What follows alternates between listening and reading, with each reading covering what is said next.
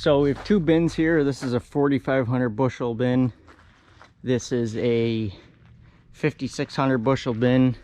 They're 18-foot diameter bins, 6 foot tall. Or sorry, this one's 18 foot and this one's a 21 foot. The reason this one isn't more capacity is because we have the stir augers in here. So we lose a little bit of room up on the top, but what these do is they go around and stir the grain up and we can put heat into the air. This is a false floor, so there's little holes in the floor where the air gets blown up through the grain and traveled up throughout. So this stirs it, goes around the bin as we go. So we got soybeans in here. We're only going to use the one bin for wheat harvest, and it's going to be this bigger bin. So we need to go through and clean up all these soybeans and get it ready for wheat.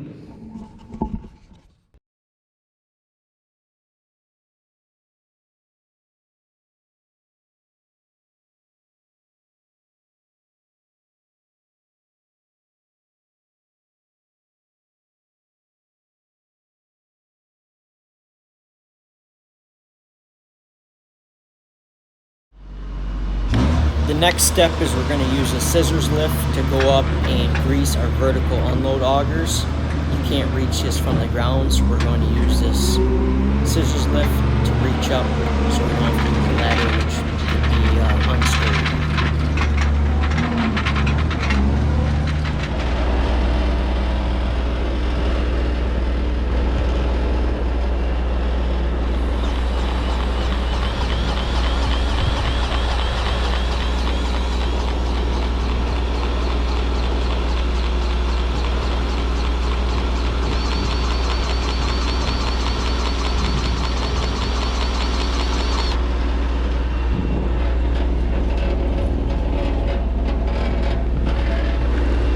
I don't know if you can notice, but when we first greased that, water got pushed out of that bearing, and that's one thing why we grease them, is so the water doesn't get into the bearings. Basically there's little BBs in there that they travel around on.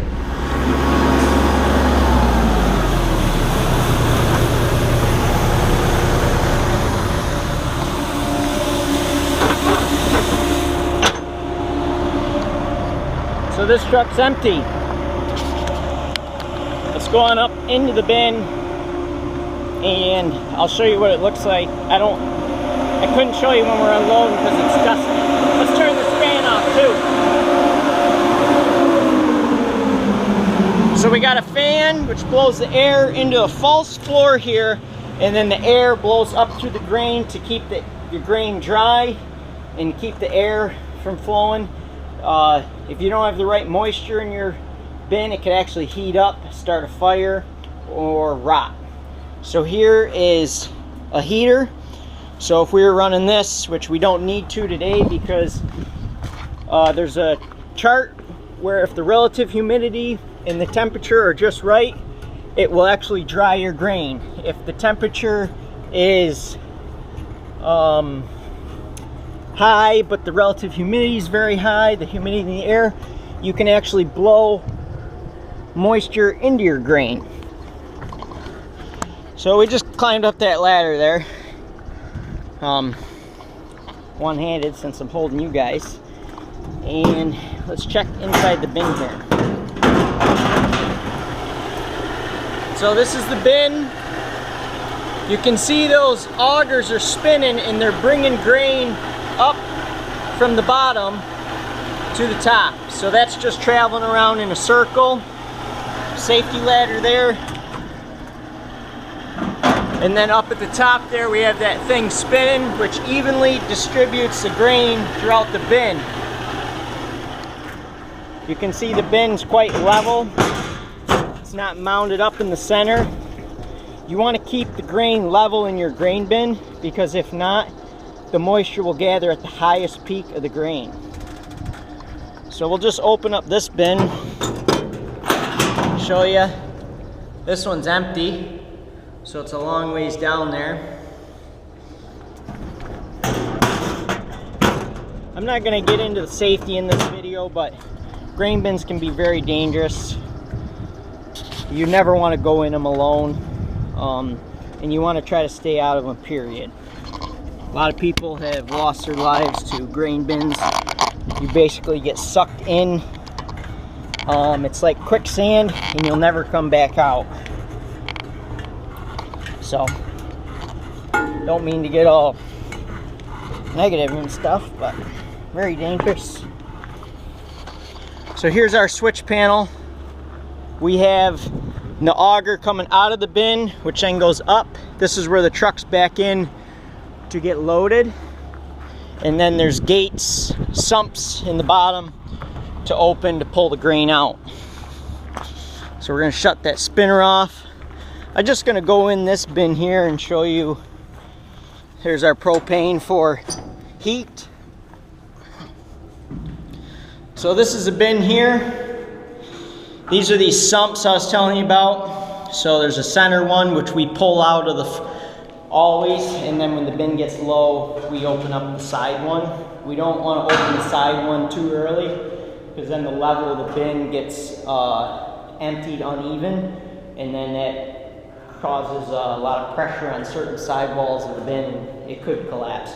This bin is small enough, it probably wouldn't do that, but you get into the bigger diameter bins in the world, that could happen. Just to give everyone an idea, this is a 4,800 bushel bin. This is a soak up bin, and they're making bins up to 1,000,000 bushels, where you could fit a 747 in the base of this bin. Just to give you an idea there. So the floor is slotted, so the air comes up through there and then up in. So this one doesn't have those stir augers, so we use this more as for a dry bin and whatnot. And we can store the grain up to 12 months if it's the right quality. So let's get this fan back on, let's get back in the truck and get out to the field. We got a semi coming in a few hours, which is going to get another load out, which is going to be good, so we can keep going. We don't want to run out of room when we have a nice dry day like today.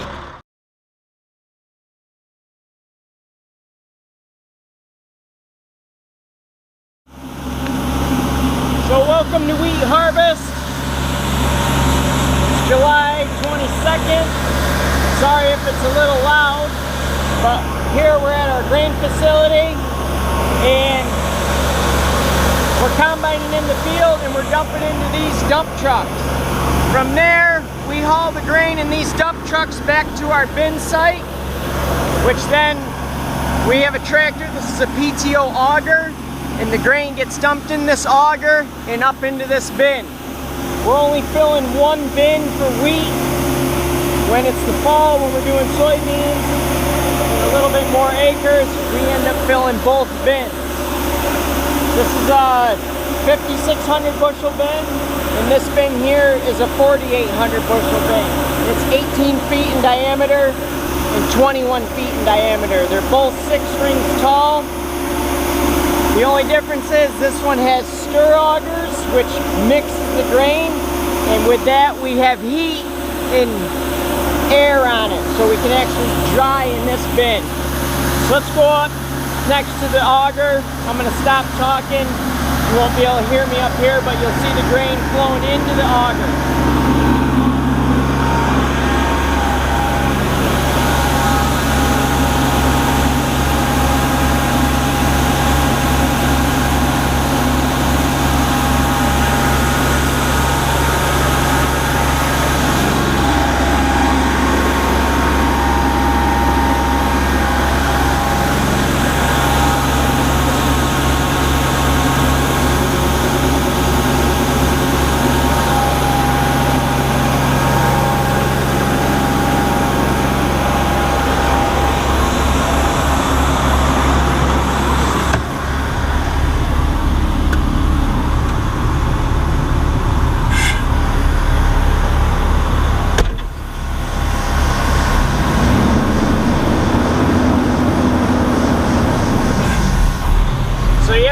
Up your box a little bit at a time. If you got back to the bin and raise your box up, you lose all the grain out of the back over the tailgate. So you have to, because the grain likes to flow pretty easy. So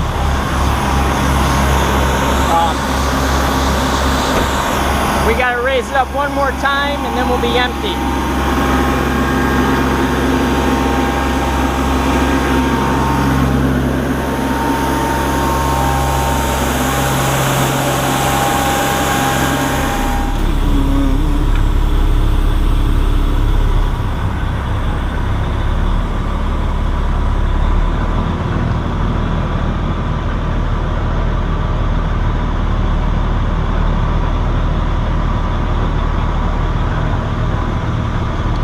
Box is down, let's go to the field now.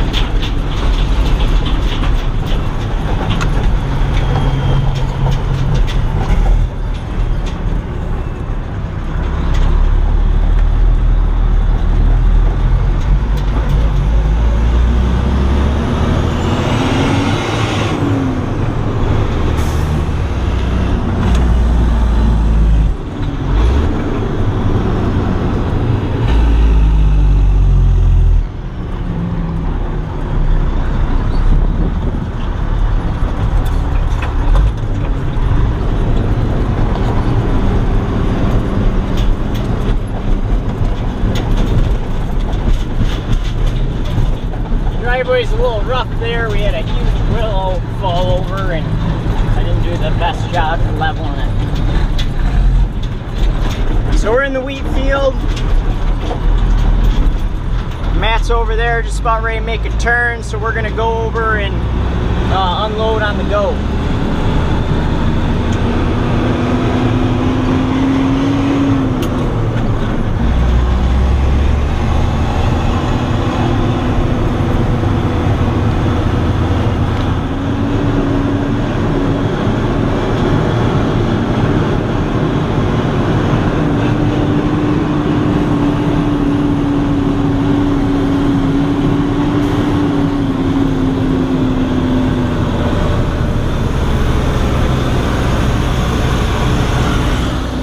We just unloaded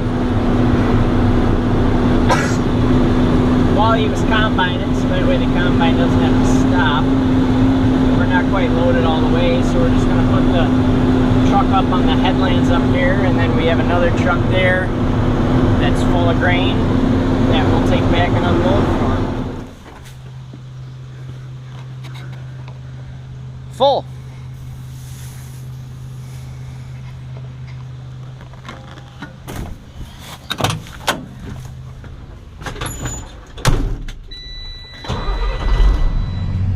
Bruno says, see you at the next one. Woof.